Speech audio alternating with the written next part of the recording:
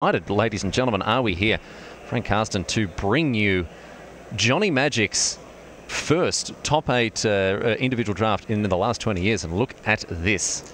Well, there's a River Hoopoe, one of the better gold uncommon cards, but there's also an Earthshaker Kenra, which is a very powerful rare with Eternalize. Importantly, only one color, so it doesn't really commit you as much. Looks like Finkel is deciding indeed between those two cards. In terms of power level, somewhat similar, but he does go for the Hoopoe. This is such a nice bird. Yeah, and this is a very early commitment to a 2-color card, but this is how high this card is on people's radars. The little 1/3 flyer gains life, draws cards, and John Finkel happy to commit to this very early on, Frank. Yep, well, it's not necessarily committing it yet. You see, he's still looking at a black card. He's not committed to blue-green yet, though. If at all possible, he might go into that color combination. Then again, Finkel, he's experienced. He knows that if the time comes for it, he might leave out his first pick. Sinuous Striker, probably the best card in blue-green, although the Devotee of Strength is also quite decent. Also, obviously, tossing up that Aketra's Avenger, we can see that hovering around the front of the pack here, but it looks like it's going to be the Striker. Yeah, I've been really liking these Eternalized creatures, where they have a decent body on the front side, and then some value when they come back. So immediately looking at some blue cards here. Cunning Survivor at the top of the pack here, but an Unquenchable Thirst, and this one of these desert payoff cards can just be huge, but also Tenacious Hunter. Both of them decent cards. Tenacious Hunter doesn't need as much setup, doesn't need any deserts, so it's arguably the better all-round card. But if you have some deserts to go with it, Unquenchable Thirst, 2-mana removal spell, also quite good, and indeed that is what he is going for. We've seen Finkel draft his previous deck, which started off as mono-white and then turned into black on the back of a couple black deserts. So looks like Finkel values the desert cards and the desert synergy cards quite highly. Not surprising considering the power level of some of those deserts. Very unassuming cards they are, but they certainly get the job done. I mean, the cycling ability on them is so important here. Hope Tender drawn to the front of the pack for Finkel. It looks like it's going to be the pick. That's less exciting, but still the fail case of a 2-mana 2/2. Bit of ramp every now and again if you need it. He's not going to be too unhappy with it, although I imagine he'd be looking for other things. I mean, it's getting a bit late to see ambuscards going around in the pack. We might see if he can pick up some of these premium green or blue cards later on. I like Hope Tender in this archetype. It's often a green-blue ramp deck, ramping into bigger cards, and Hope Tender does allow you to do that by exerting it. That is true, but a much better 2-drop is in this pack as well. Ronus a Stalwart, and look at that, a slam dunk pick for John Finkel. This guy just, he hits very hard, the Stalwart. Absolutely. It's one of those nice 2-drops that's a decent body for its cost, but still relevant later on when it turns into a 3/3 and can attack into all kinds of walls or high toughness creatures. Finkel has a look at the next pack, cycling through it slowly here. There's an Oasis Ritualist, which is always a nice pickup for any blue-green deck that's interested in ramping or just needs some additional mana to activate the River Hoopoe.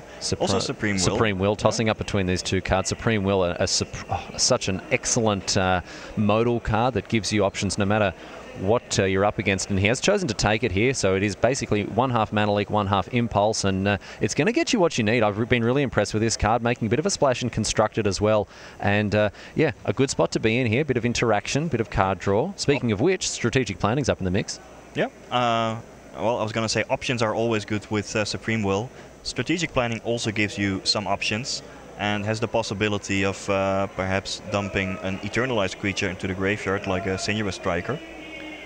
And Finkel happy enough to take this card here. I mean, never too exciting, this card, but he's happy to be still picking up playables this late in the draft. And another one as well. This is a card that has taken many of us by surprise here, the Proven Combatant, but it's going to be a Reed Stalker. Yep, I think that's the first 4-drop in his curve so far, so it fills up a hole that he has. I mean, look at this. John Finkel, a man who sometimes can very much wear his heart on his sleeves. He doesn't seem to be too impressed by this. I'm not sure what's going on, because this isn't by any means a train wreck so far. It's coming together in a reasonable way. He doesn't seem too happy with it, though, Frank. Well, John Finkel never looks all that happy when he's in his thinking pose. Okay. But yeah, so far it's going fine. He started with River Hoopoe and then was still fed decent green and blue cards. Yeah, he's fallen into these cards quite nicely, picking up a Countervailing Winds and now a Proven Combatant to round out this pick here. And this card, I mean, I was very low on it at the beginning of the weekend, and I've learnt my lesson. It's much, much better than you might think at first blush here.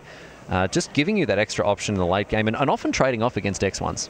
Against certain decks with lots of 2/1 creatures, like Wretched Camel, for instance, the 1/1 is actually quite decent, and then you get some value in the late game. Alternatively, if you go for a Flyers plan, you can just jump block at some point while winning you the damage race and then coming back as a 4/4. Traveler's Amulet, Dune Diviner, and the last few picks here we see not too many exciting things for Finkel's deck in the last couple of picks. Jerry's Renunciation, almost certainly not going to get there. But I tell you what, we talked about the early commitment to green-blue with the River Hoopoe, and look at this. He's gone all the way here. A lot of very good blue cards that he's picked up, or at least decent playables.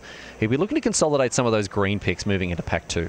Yeah, he doesn't have a ton of green cards at this point, but looks like he's pretty much locked into these two colors. On the whole, the River Hoopoe was an excellent start to the draft. It's one of the better gold uncommons, decent on turn 2, and it can just take over the late game. We've seen it taken over the late game along with some other mana ramp creature. Sometimes you get to 2 activations a turn, and that's the point where the game is just bananas, yeah. Just absolutely over. That's right. Now we saw John Finkel choose to take the Hoopoe over an Earthshaker Kenra that was in the first pack. So obviously he's not looking to be too aggressive, or at least favouring this longer game card rather than the Earthshaker Kenra, a very aggressive card that can close games out here. So I'm so intrigued to see this perspective. Of course, this is all in a wider context, Frank Carsten, of the Pro Tour that's coming up in just 1 week's time here, right here in Kyoto. And this is where the pros are really testing the theories they've been working on, and the fact that, we're seeing the best player of all time taking River Hoopoes above Earthshaker Kenras, it certainly is going to teach people lessons around the world about how to approach the format. It might indicate that, another Hoopoe. Another one jumping out of this pack as well. I'm sure John Finkel's going to be happy to consider that. Hour of Promise also an option here, but it doesn't look like he's going to think about it too hard here, although it... he doesn't have any other deserts yet. No. It doesn't really fit his deck, and the River Hoopoe is a premium card. I was going to say him first picking it indicates that he might think that green-blue, or that kind of archetype, is one of the better ones. Or perhaps he doesn't really believe in the aggressive red decks. Well, we've characterized Amonkhet as a very aggressive format. You want to be on the front foot, you want to be attacking. And Hour of Devastation wasn't thought to have changed too much, but after, several masterclasses here with the best players in the world, certainly beginning to change my tune a little bit as to how much depth there is to this format, Frank. Well, you can draft controlling decks, you can draft aggressive decks. Many creatures are better when they are attacking, but you can still block in the format if you have the right creatures for the job. A couple of interesting options here for Finkel as we see Nimble Obstructionist. There's an Ominous Sphinx, which looks to be the pick. Passing over things like Unquenchable Thirst. No deserts so far for Finkel, so he may not be looking to leverage the 2-mana removal spell. But an Ominous Sphinx, great beater here. Yeah, also not many cycling cards, I have to say, apart from, I believe, a single Countervailing Winds. So mostly this is just going to be an Air Elemental, 4/4 flyer for 4 mana with hardly any ability, but that's still going to be good. That's still 5. A 4/4 flyer for 5, you'd play that every time, and random upside when you cycle or discard, but that's not what it comes down to here. Ambuscade in this pack, that's a good one for him in addition to an Aerial Guide. You can see the old Snake Arena getting in there as well. Was there an Ambuscade? Might have been a Sandwalla. Oh, was it? I saw some kind of reptile there hiding away. It may not be the Ambuscade, because I think that would be a slam dunk pick there. But there are definitely some decent options in there. Well, I was going to say Aerial Guide, Devotee of Strength, but Finkel. Finkel is the person who won an Invitational and then got Shadow Mage Infiltrator as his card. Yeah, so he effectively just took a Shadow Mage Infiltrator type card. He's going to take the Eternal of Half-Truths every time. There it is. Another 1/3 draws you cards when it gets in there. So, yes, this is sort of the Lazotep-coated John Finkel, if you like, here. Interesting options available to the Hall of Famer right now here, Frank.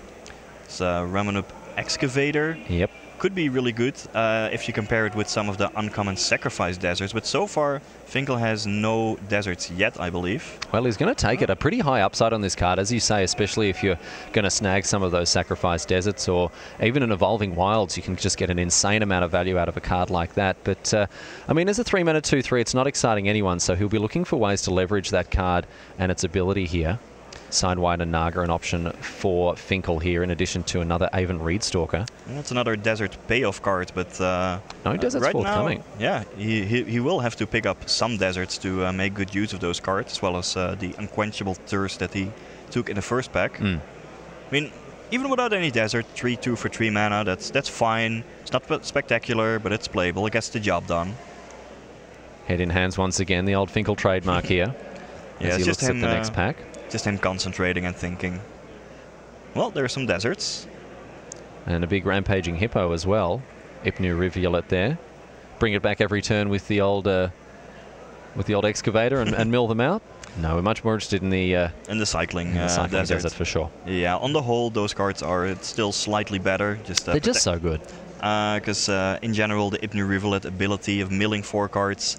There are not a lot of other mill cards in the format, although we have seen Brock Parker we saw doing it some happen work today. with a double Frailing Sanity deck. But River Sidewinder joining the picks here for Finkel. But no, we did see the double Fraying Sanity in addition to the Ipnu Rivulet as well.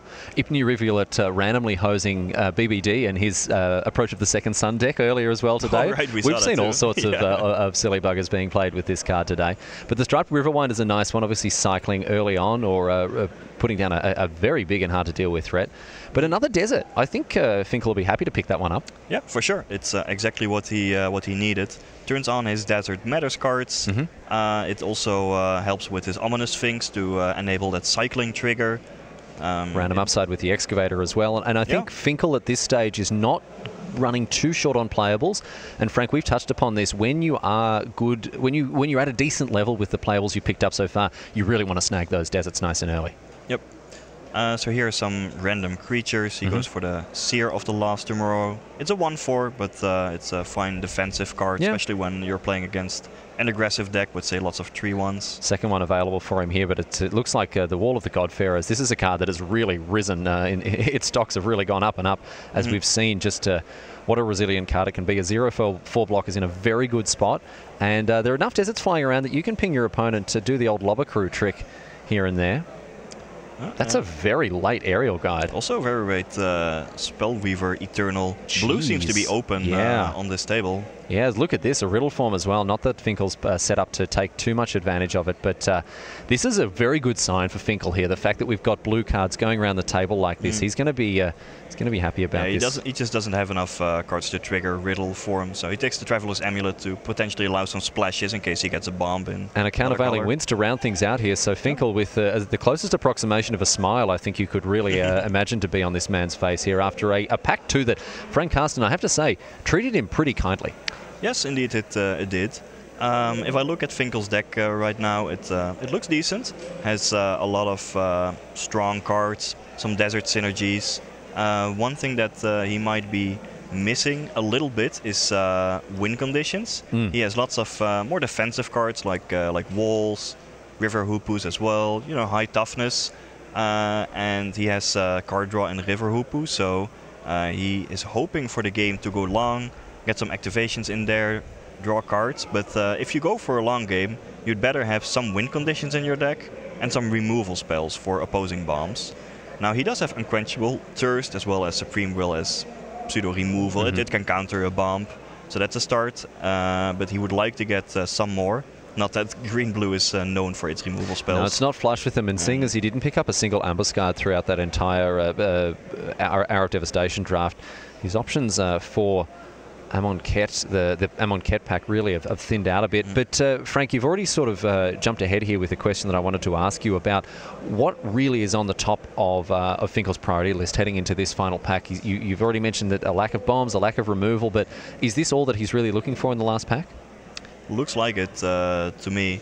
I mean, he could set up for a more aggressive blue-green deck. That's not exactly the type of deck where a River Hoopu excels, but it would still work, for example, with the Aerial Guide and Ronus' Stalwart, the more aggressive exert creatures. Well, Sandworm Conversion would be nice to open and just go for a more controlling deck. That's the perfect late-game win condition. That is the Maria Bartholdi pick here. She's popped it up on the card viewer here, so shooting from the hip once again.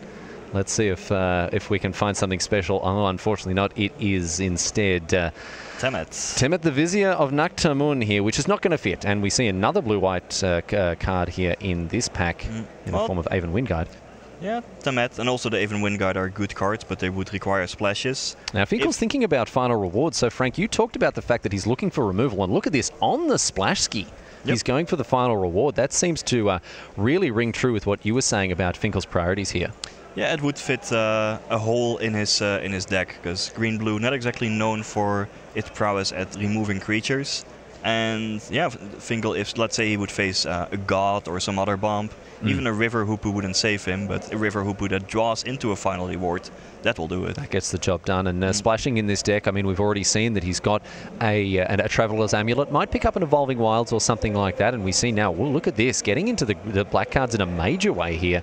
A couple of +1/+1 counters might be thrown around with this Splendid Agony that he's looking at. And Amit as well at the back, Baleful Amit there. Well, this is a bit late to be switching gears. He's not thinking about changing colours completely. He doesn't have a lot of green cards. There's still an outside shot at switching into blue-black, but I don't think that's going to be worth it. He would still give up his early pick, River Hoopoes. But Baleful Amit could still be on the splash. There we go. Baleful Amit is the pick here for John Finkel as he takes this undercosted beater, although obviously with the downside of the -1/-1 counter. We'll see how he can mitigate that if this card comes into play. Seeker of Insight amongst the options here. Oh, and a Quarry Hauler as well. A couple of very strong options for Finkel here. Yeah. So far, green-blue still seems to be open, or rather blue seems to be open mainly, and he takes Aven Initiate, which is arguably the strongest card in the pack. It's a fine win condition. Might even trade for something early and then come back as a 3/2 flyer when you hit 7 mana later. Solid overall. And it does allow Finkel to take a more aggressive stance in certain games, if he so pleases. Let's see what's in store for the Hall of Famer here. John Finkel, of course, as we've said, widely considered to be the greatest player of all time here. And what a special treat it is for us to get an insight into the way that he's drafting here. He's generally, as I've said, considered to be one of the greatest minds in the game. And that hasn't diminished, despite the fact that, you know, he has been a little bit less active in recent time. And look at this. Franciscus Carsten. He is picking an approach of the second sun, giving it a quick read here as he looks at it, but that's a win condition in and of itself. You were talking about the need for removal, you're talking about the need for win conditions.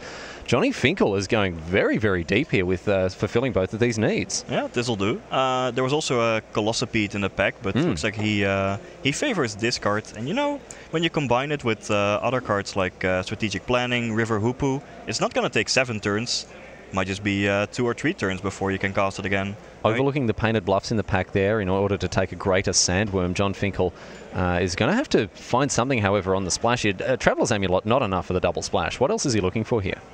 Well, he could always get, let's say, a Painted Bluffs. That will help to splash anything. Maybe an Evolving Wild, but he passed some earlier. In the meantime, he did indeed get the Greater Sandworm. Now there is Cartouche of Strength in the pack. That's another removal spell.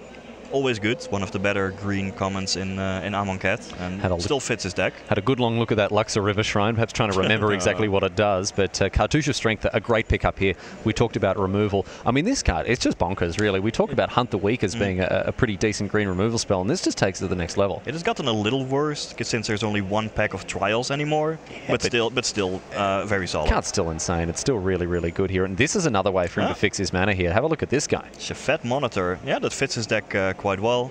A big monster if he needs one. Fixer for, well, Approach the Second Sun. I'm not sure if he will play both Final Reward and Approach of the Second Sun, or perhaps even neither. No, definitely or board them in for the right matchup. Definitely both. Definitely lots of options at least. For sure. He'll be looking for red cards as well, so he can play 5 colors. We'll see what how the last couple of picks treat him here. Looking at a Gideon's Intervention. That's a double white card. The old rare draft here. But it might be important to hate draft because it's a good answer to the approach of the second sun. Jeez, yeah, there you go. He's picked that right out of the pack here as we see some of these cards wheeling. The Avon Wind Guide, surprised to see that coming all the way around, Gift I guess. of Paradise might be even better. That's one of those really premium cards for the green-blue archetype. As long as you're ramping into something, and Finkel right now is, and needs the mana fixing, even gains you the life, so you get the time to deploy all of your more powerful cards. A great fit for the deck. Quick dropping the cards on the floor there. We can see a couple of options for him here, quickly whizzing through the last cards of the pack. But I think you've made a great point there, because Gift of Paradise is going to enable that double splash, which I do hope we're going to see, I have to say. Yeah, and right now with the Gift of Paradise, I think it is a very reasonable option at this point. Another white card picked up there. Huge big angel there in the form of the Seraph of the Suns. Just a 3/2 flash being added there, nothing too special. A little cheetah there, pouncing cheetah's going to get amongst it. That's another mana fixer potentially, Russia Cultivator. Okay, take that one. No, he's actually passing it. Oh, really? Taking the Aftermath card, and that looks to be Luxa River Shrine. I think that may have been a Kefnet's Monument, but an irrelevant card towards the end of that like that. Frank Karsten, your colleague in the Hall of Fame, has had a draft that certainly is not going to go down as one of the best drafts of all time, but I think he's got to be happy with where he ended up there. I think it is a good example of a green-blue deck. It's the type of deck where River Hoopoe will excel. It's somewhat offensive and has a strong late game. Yeah. And River Hoopoe is the perfect bridge for that. It looks like he has all the tools. He has a reasonable mana curve of creatures, so he can affect the board at all stages of the game, and has the outside shot at just having 2-drop, 3-drop, 4-drop when you're on the play. And sometimes that's all you need, really. Yeah. A good enough curve can sometimes win you games. But what intrigues me is, as you mentioned, this curve that heads towards a late game. And how's that going to set him up to win games of Magic that are going longer?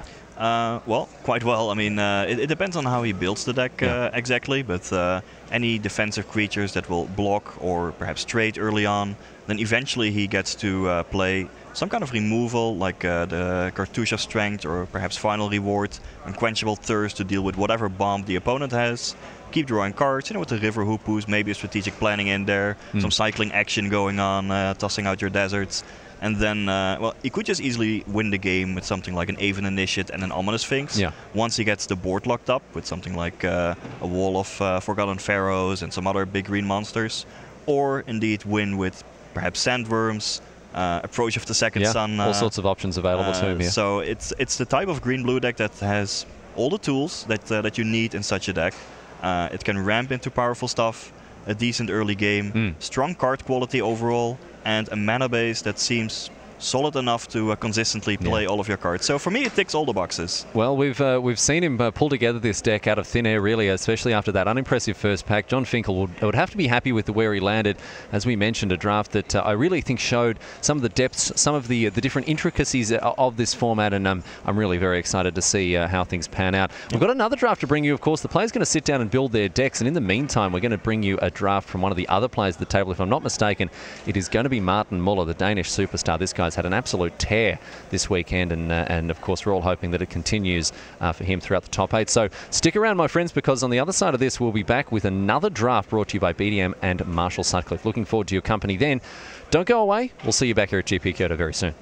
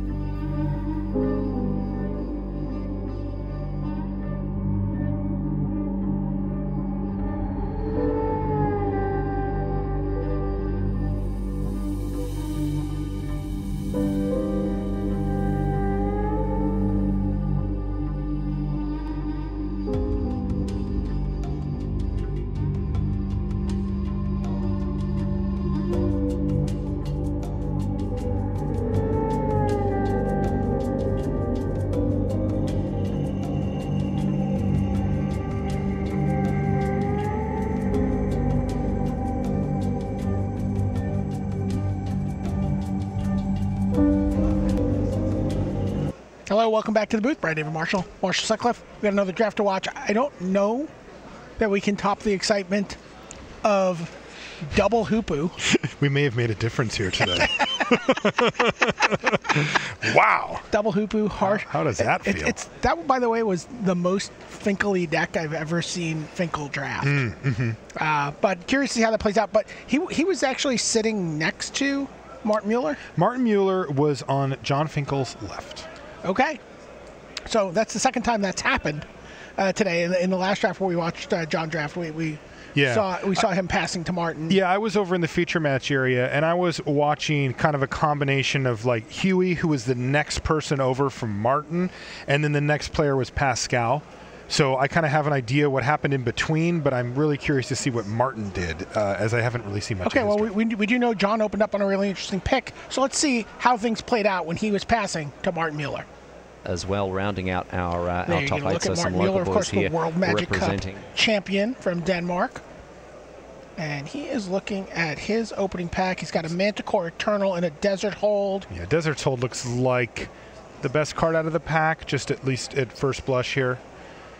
The Is that a Resilient Kenra also? Yeah, Resilient Kenra is a solid card too, but you don't want to get too starry-eyed about the fact that it's a rare. It plays like a good uncommon, and it doesn't necessarily need to be taken over a card like Desert's Hold. So we think, yep, there it is. Desert Hold is the pick. You know, one of the premium white common. One of the best uncommons, yeah. Oh, best sure. uncommon, yeah, I'm sorry. Yeah, it's a throwback to Arrest, not only preventing attacking and blocking, but also activated abilities. Also a throwback to Faith's Fetters with the life gain. Totally, absolutely. Yeah, it's like a mini Faith's Fetters. Well, That's now, a good way to look at it. we watched John pick a River Hoopu over Earthshaker Kenra. Yeah, I don't think that Martin's going to be able to resist the allure of an Earthshaker Kenra here. Red-White's still a very good deck. Yeah, exactly. You and I had a long chat earlier, BDM, about how the format slowed down. But it's not slow. You can still draft a good aggressive deck here. But he's got a Dauntless Haven on color as well. Can Martin remain disciplined and not dip into should he, color? I think, is a reasonable question. He's going to take the Earthshaker. The Earthshaker Kenra is really good. And a pretty strong signal. Yes, it is. So right? I like you that don't pick. think there's not that many red cards your opponent took over it. I think the Dauntless Haven's a good card, but that would have been a little too conservative. Earthshaker Kenra's good. So see a Defiant Kenra, see an Inferno Jet, see an Oketra's Avenger. So that lines up pretty well with what we've seen so far. Yeah, that's the most sort of solid baseline pick. There's also a Torment of Venom in the in the pack. But that seems like an unnecessary pick given that he's got two good options on color. And I think Oketra's Avenger is the pick here, and it looks like Martin's got it pulled to the front. Yep. Pretty, without too much deliberation there. So what are the things you look for in this draft format in a red-white deck? I mean, obviously you can't really expect to ever do the trial cartouche package the same way you used to. It's different now. Yeah, two drops are still absolutely key, and you will see Martin focus in on those if he stays in red-white. So Mummy is paramount here? Yeah, exactly. And, if he finds a few ways to trigger a Mummy paramount, that's fine. If not... but a Tenacious Hunter is he's maybe rethinking everything he believed after 3 packs. Green-red's a fine color pair. I like that pick from Martin there. Like, it is speculative. He could have been conservative, but this is the point in the draft where you really do want to try to read the table. You don't want to get locked into 2 colors right away. If you get a Tenacious Hunter, that's a sign. And he took a left at the sign.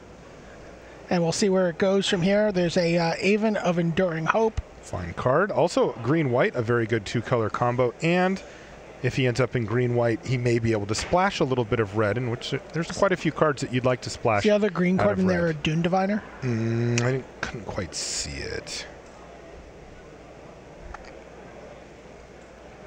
All right. So still a lot of room for Martin Muller here in terms of where he can go with this. It's been a little bit of a confusing seat for him. Yeah, Survivor's Encampment is a card that, lets him maybe play whatever great cards come his way. Is that an act of heroism? It is, but boy, he's not going to be happy to have to take a Survivor's Encampment there. He's really looking to try to solidify himself in a 2 colors, and the Encampment's just sort of an in-betweener type pick that doesn't really do that. Ooh. Kenra Scrapper I saw at the back. Yeah. Now, is that a Sandblast at the front? That is a Sandblast. Wow. Okay. So Sandblast has got a number of good white cards. That's when he's got the most color. He's the most entrenched in. He does take the Sandblast. I don't know if you see, there's a killer combo going around the table here. What's that? What did you see? There was a Cunning Survivor. Okay. And there was also a Leave to Chance. I know where you're going with this. Earlier. Yeah. Apparently, Chris Pakula was the unwilling recipient of that particular combo earlier today. Killer combo in this draft.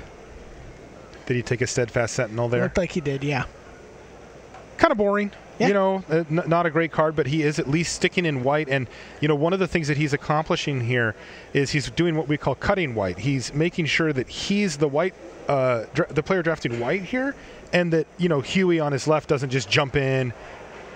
And he's using it kind of as a tiebreaker. Yeah, Frontline Devastator was the pick there. Not really strongly compelled to be green right now. There's a Kindled Fury. So still very well could end up being red-white.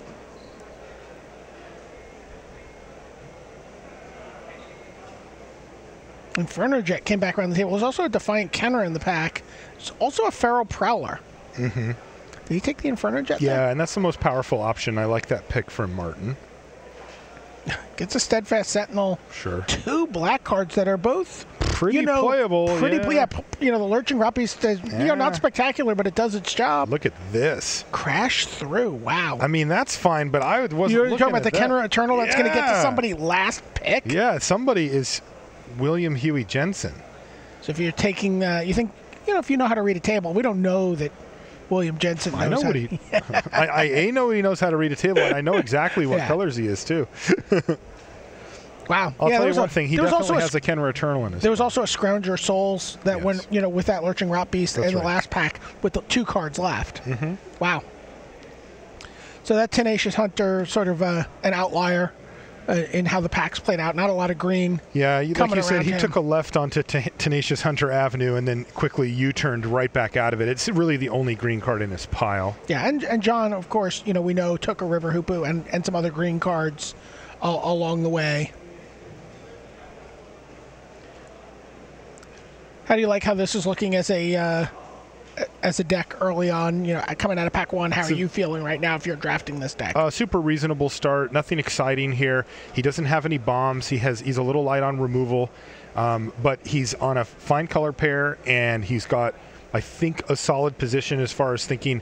Look, the Inferno Jet was pretty late.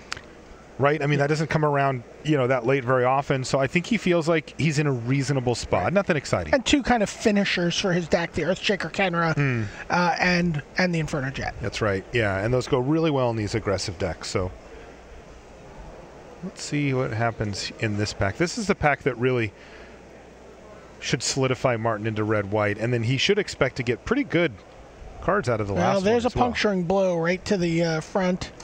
There's a Ramanap Ruins. There's a Struggle to Survive. Great pack here for him. Absolutely. I'm curious what he's going to take. I like Struggle better than Puncturing Blow, but Puncturing Blow does hit a few things that are really annoying, like cards with Eternalize and stuff. Yep.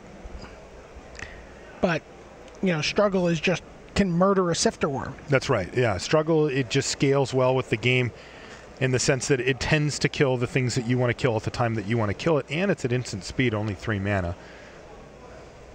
Have you seen Survive get cast yet? Yeah, I have. Yeah? Multiple times. Yeah. It usually just shuffles away some Eternalized creatures or maybe an Aftermath card. But, I've seen it against God Pharaoh's Gift, for example, and it's like, hey, reset that. So a Blur of Blades is the red card of Mummy Paramount. See a Desert that maybe is in the mix. Yeah, I think a Desert of the Fervent might be the pick here as well. He could take the Mummy Paramount. It's a 2-drop that'll go in his deck, but it's of limited utility in that he's unlikely to have that many zombies in this deck at this point. The Desert of the Fervent is very good. And that's what he takes. Now, why at this point? Oh, he does have the Desert's Hold, but other than that, what is the incentive for taking a Desert over a card that's actually just going to advance your game plan? Yeah, so the Deserts are actually just good on their own. You don't need to have Desert synergies going on to make them good, and it's an efficient pick because it's an additional card. Martin's likely to pay 24, 25 of his picks, where people that aren't taking Deserts are only going to play 23 or 24. Well, there's unconventional tactics. Yeah, he's just not zombied up Not enough zombies, you know? yeah. He's just not. It feels like the table kind of wants him to be, but it's a little too late. Yeah, you and know? there are some red zombies. You can't get zombies off of outside of white. Frontline Devastator's a zombie, is that right? Yeah. That's about the only one, right? I mean, I'm not asking like literally, but, the ones you want to play. Is the Manticore Eternal also a zombie? Should be. I don't know. There's a Frontline Devastator, an Inferno Jet, a Defiant Kenra, and a Crash Through. Looks like he's pulled a Desert of the True to the front. There's enough red cards that something's going to come back to him here. Yeah, I think I would. Yeah, I like this pick from Martin here. I like the Frontline Devastator. He's a little bit light on creatures, and while it's nice to take those deserts when you have an opportunity to, Frontline Devastator's been a very solid playable at the 4-drop slot, and he does need those. Well, not much for him here. Dutiful Servants is really not the type of card that he wants in this deck. The best it can do, generally speaking, is make it into a dedicated zombie deck, and even then, that's usually one of your first cuts if you can do it. Looking at all the green that could have been in this pack, but Dutiful Servants looks like it's just going to be... It's the only he takes the Harrier Naga. Yeah, it's the only card in his colors, but it's so unlikely to make the cut. He's just going to cut a Harrier Naga here. All right, it's not a league. Hate drafting does work here. That's right. They're playing in pod. Magmaroth, Firebrand Archers.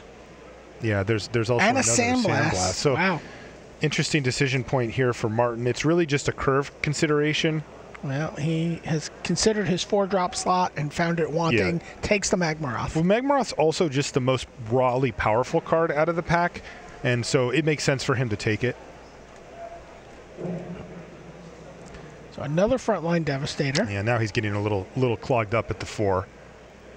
But it doesn't look like he has much of another option in the pack anyway. This pack's been, and I don't mean this pack, but I mean this pack has been not kind to Martin.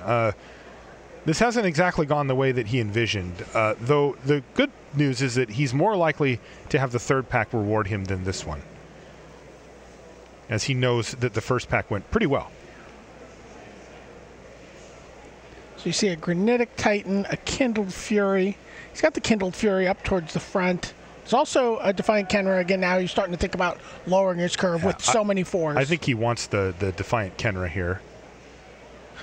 And it's between that and in the end, he decides to take the Kindled Fury. Well, the Kindled Fury does go well with the Frontline Devastators. He can pump them up and still have mana left over to use Kindled Fury, and they do need to get blocked. So cards came around the table to him: Gilded Ceradon and Ramunap Ruins. He wants both of those. That's the problem. If he takes the Gilded Ceradon, he still only has 1 desert, and that's just not really good enough. If he takes the Ruins, he's going to play it 100% of the time. So he just decides to take the conservative pick and take the Ramunap Ruins. It makes sense. You're not likely to get a lot of good deserts in the last pack, and this pack's almost over. Yeah, nothing for him here, really.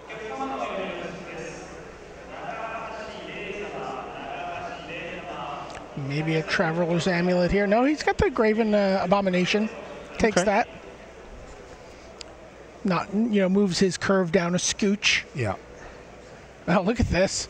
Well, it looks like he's in the right color, though. The overall power level of the cards he got, this is actually a really tough pick.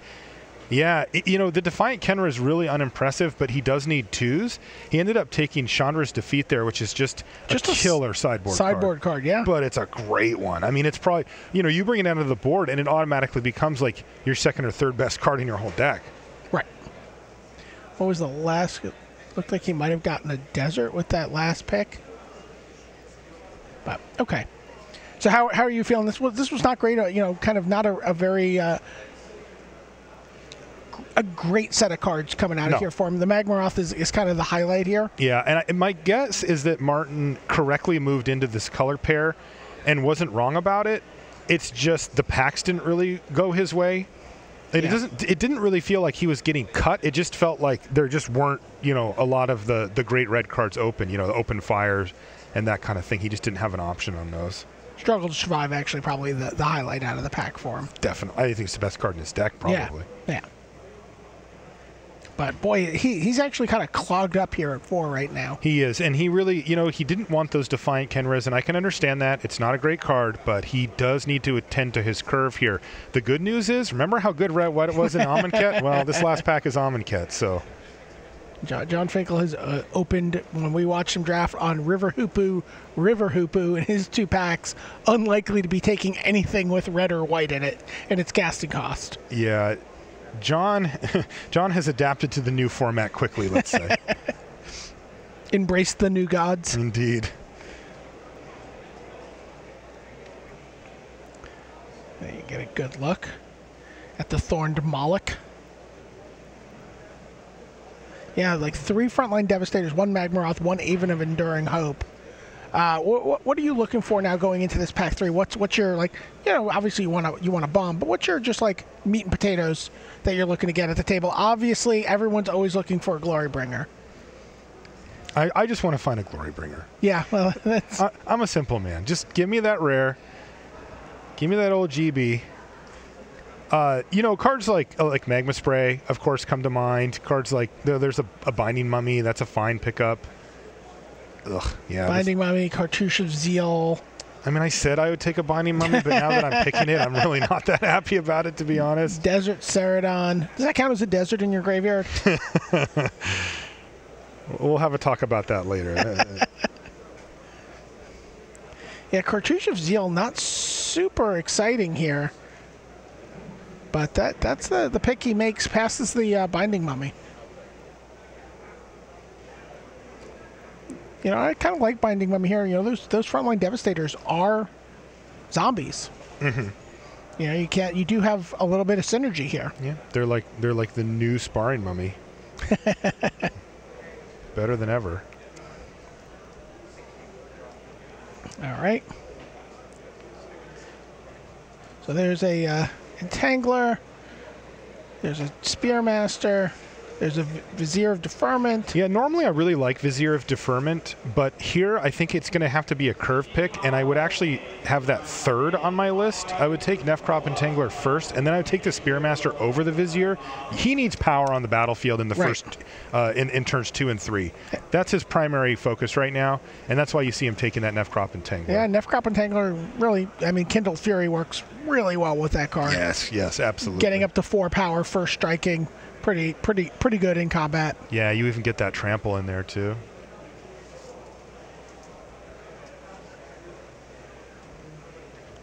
So there's a Thresher Lizard. This is another interesting Talkrop Elite. Yeah, curve pick, because the Talkrop Elite, may be more powerful, but I think he just needs to take the cheaper creatures at every juncture. And I would take the Lizard here. Yeah. And that's what he's got up front, but he's still thinking about that Talkrop Elite. I just don't think he can afford another 4 here, even if it is a pretty good one. And the Elite really shines when you can just kind of go 2-drop, 3-drop, 2 drops, maybe a Talkrop Elite. He's not going to be able to go very wide with this deck. That's right. May end up having to use a lot of his creatures in trades. Well, there's another Binding Mummy. He's got another shot at one here. Yeah, also it's interesting because it's looking like Martin's going to have a perfectly serviceable red-white deck that's just underpowered a bit. Right? No bomb rares, light on removal. His curve is starting to come together. That's his second Binding Mummy. He's got the Earthshaker Kenra. He passed the other Binding Mummy, right? What did he take over it? He took Cartouche of Zeal. Right, you're right. Yeah. So that's his first Binding Mummy. But he should be able to curve out reasonably in the game and just try to run his opponents over. It's going to be difficult, though. Ooh, there's an Electrify. Finally, a Ray of Hope. A removal spell, obviously a 4-drop. Right. And I think he's actually thinking about picking up this cartouche potentially over the Electrify for that reason. I don't think he can actually do that, though. I think that he's so light on removal that even if it is a clunky one, he has to kind of reluctantly just take the Electrify here. If that was a Magma Spray, it just would have been in his pile before we even saw it. But Electrify is very slow and doesn't line up well with the cards he's already had, given that he has a lot of 4s. But you need what you need. You just, you can't do anything about it. You want the 4-drop, or do you diversify your curve with the 5-drop here in the Manticore and the Gauntlet? I mean, both of them are good in the deck, so he just has to decide which one he values more highly. But again, this isn't fixing the issues that his deck has.